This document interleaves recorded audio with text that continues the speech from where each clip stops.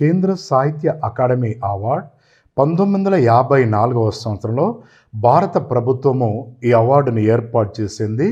1955వ సంవత్సరం నుండి విజేతలను ఎంపిక చేస్తున్నారు.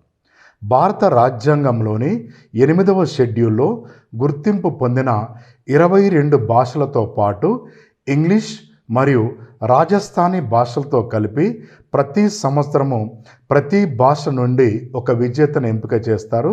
మొత్తము 24 మందిని. ప్రతి విజేతకు నగదు బహుమతి 1 లక్ష రూపాయలు అందజేస్తారు.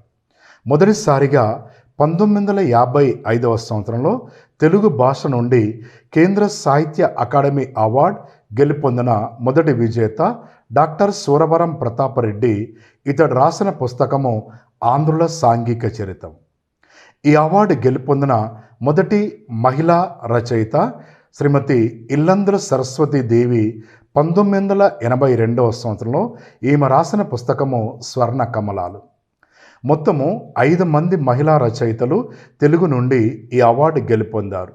ప్రస్తుత విజేత నందిని సిద్ధారెడ్డి వరుస క్రమంలో 64వ వ్యక్తి.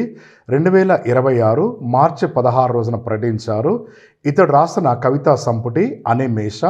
మార్చి 31 రోజున ఈ అవార్డు ఇతనికి అందజేస్తారు. Please subscribe.